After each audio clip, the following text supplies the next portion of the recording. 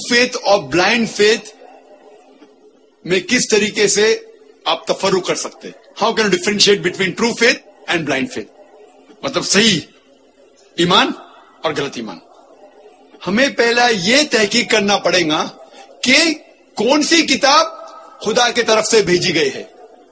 मिसाल के तौर पे अगर आपका बेटा बीमार है तो आप तहकीक करते हैं तो कौन सा डॉक्टर है, आप किसके पास भी नहीं जाएंगे अरे गहरे के वहां।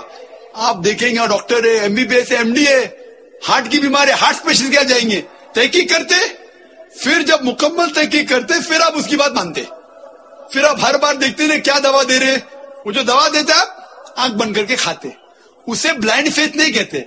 आपने तहकीक किया है कौन सा डॉक्टर सही है, उसकी डिग्री क्या है, एमबीबीएस है, एमडी है, कायमे स्पेशलिस्ट है, हार्ट स्पेशलिस्ट है। तहकीक करने के बाद फिर जो वो दवा देते आप खा लेते। That is not called blind faith, that is called a logical faith.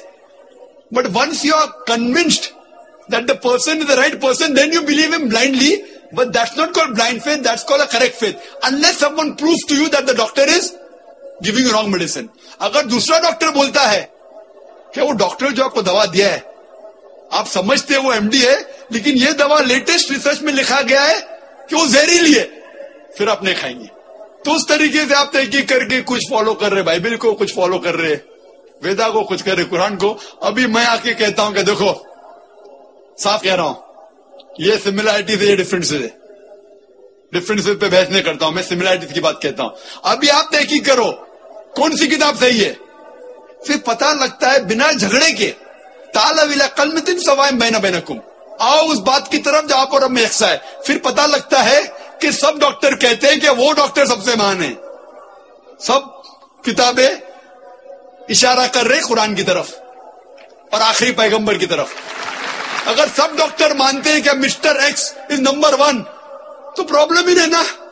फिर अब भाई के पास जाएंगे, इन्हें सारे किताबें इशारे कर रहे कुरान की तरफ, एक पैगंबर मोहम्मद सल्लल्लाहु अलैहि वसल्लम। Where is the difference? True faith has to be in the Quran. Chapter number 2 में लिखा अलिफ लाम मीम ज़ालिकल किताब ला रैब फीह। अलिफ लाम मीम ये किताब में कोई शक नहीं है, हिदायत की किताब है। और इसमें जो लिखा हुआ है ब्लाइंड फेथ, इसमें लिखा है कि ईमान बिल गैब, ईमान जो चीज आप नहीं देखी उसमें ईमान लाना। यह भी लॉजिकल है। जब कुरान की हम तहकीक करते हैं, आज की तारीख में साइंस इज नंबर 1। साइंस, सब लोग साइंस को मानते हैं, ठीक है।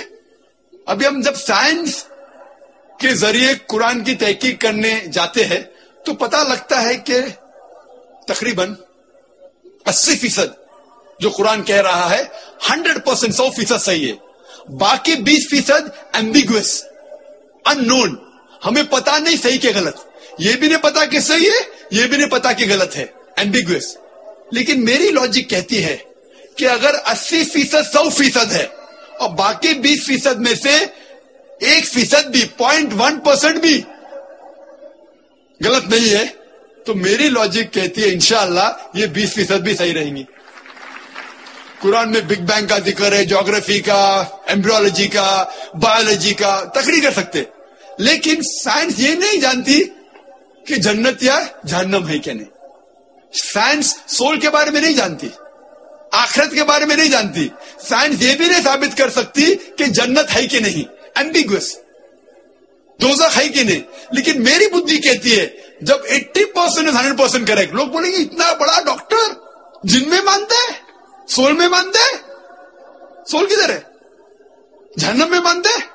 तो मैं कहता हूं when 80% is 100% करेक्ट, 80% 100% सही है, बाकी एम्बिगुअस, अननोन, सही भी हो सकता है, गलत भी हो सकता है। मेरी बुद्धि कहती है this is blind logical faith कि इंशाअल्लाह वो 20% भी सही होगा। So you should have true faith.